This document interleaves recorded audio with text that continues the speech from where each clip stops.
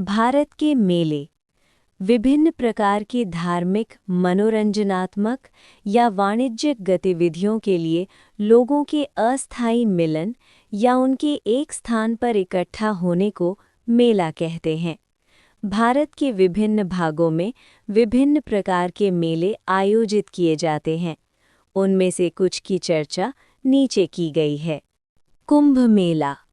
कुंभ मेला विश्व का सबसे बड़ा धार्मिक सम्मेलन है। प्रतिवर्ष लाखों लोग पवित्र नदी में डुबकी लगाने आते हैं। ये मेला सम्मेलन 4 पवित्र हिंदू तीर्थ स्थलों प्रयागराज, हरिद्वार, नासिक, त्रयंबकेश्वर और उज्जैन में बारी-बारी से आयोजित होता है। हिंदू पौराणिक कथाओं के अनुसार समुद्र मंथन अर्थात महासागर को मथने के दौरान एक कुंभ यानी बर्तन में अमृत उत्पन्न हुआ था। देवों और असुरों के संग्राम में विष्णु द्वारा कुंभ को ले जाते समय अमृत की कुछ बूंदें पृथ्वी पर छलक गईं।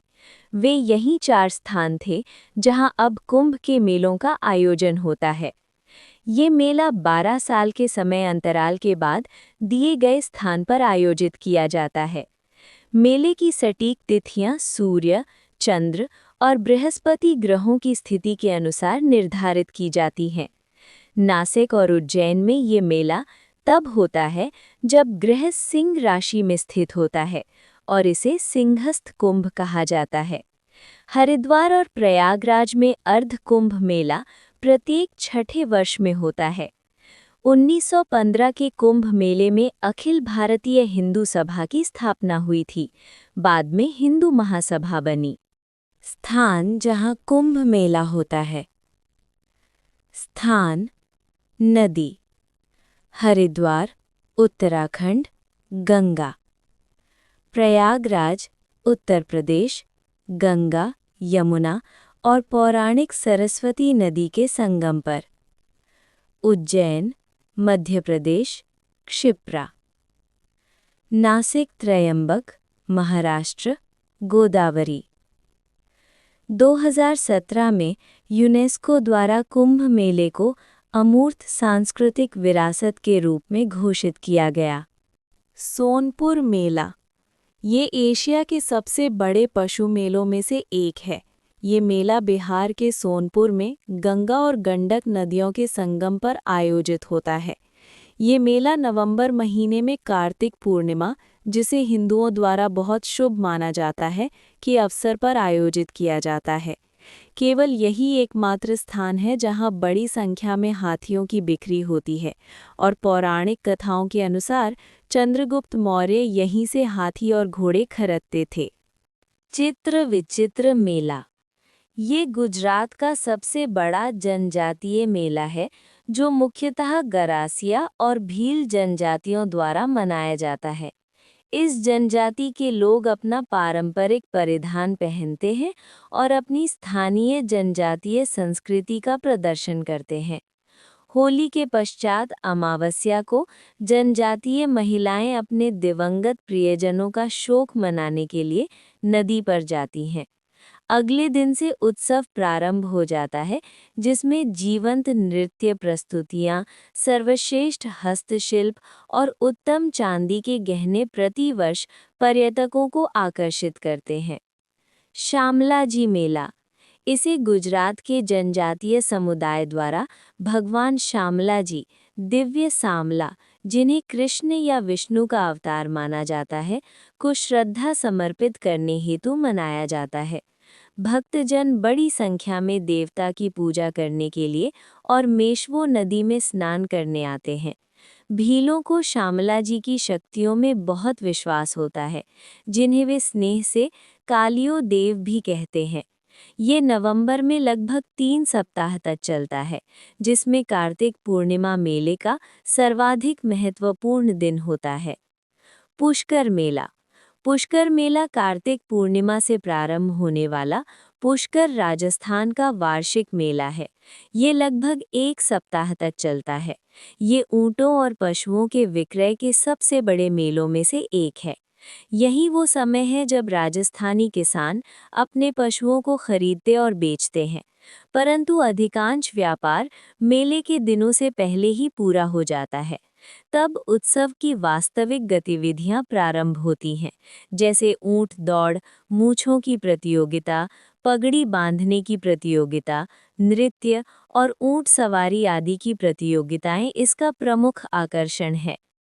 मरुस्थल पर्व सामान्यतः फरवरी के महीने में जैसलमेर में ये 3 दिवसीय असाधारण पर्व होता है। इस पर्व में राजस्थान की जीवंत संस्कृति प्रदर्शित की जाती है। पर्यटकों के लिए ये स्थानीय झलक प्रस्तुत करता है और राजस्थानी संस्कृति के विभिन्न पहलुओं को प्रदर्शित करता है। राजस्थान की सुनहरी रेत के बीच पर्यटक रंगारंग लोक नृत्य, रेत के टीलों की यात्रा, पगड़ी बांधने की प्रतियोगिता, ऊंट की सवारी आदि का आनंद उठा सकते हैं। कोलायत मेला, कपिल मुनि मेला। कोलायत मेला राजस्थान के बीकानेर में आयोजित किया जाता है। कार्तिक पूर्णिमा के दिन लोग अपने सभी पापों से मुक्त होने के लिए पवित्र कोलायत झील में स्नान करते हैं। इस मेले का नाम महान ऋषि कपिल मुनि के नाम पर रखा गया है, जिन्होंने मानवता की भलाई के लिए कठिन तप किया था। एक बहुत बड़े पशु मेले का आयोजन भी किया जाता है। सूरजकुंड शिल्प मेला। ये हरियाणा में फरीदाबाद के निकट सूरजकुंड में फरवरी में आयोजित एक वार्षिक अंतर्राष्ट्रीय शिल्प मेला है। ये क्षेत्रीय शिल्प के साथ अंतर्राष्ट्रीय शिल्प और सांस्कृतिक विरासत को भी प्रस्तुत करता है। भारत के सभी भागों से पारंपरिक शिल्पकार इस उत्सव में भाग लेते हैं। मिट्टी के बर्तनों, बुनाई, मूर्तिकला, कढ़ाई, पेपर मैश, बांस और बेंत शिल्प के साथ धातु और लकड़ी का फर्नीचर आदि आकर्षित करते हैं। गंगा सागर मेला। इसे जनवरी-फरवरी के महीने में पश्चिम बंगाल में हुगली नदी के मुहाने पर आयोजित किया जाता है। मकर संक्रांति के दिन गंगा में पवित्र डुबकी को हिंदुओं के द्वारा बहुत शुभ माना जाता है। लाखों की संख्या में तीर्थयात्री इस स्थान पर जुटते हैं।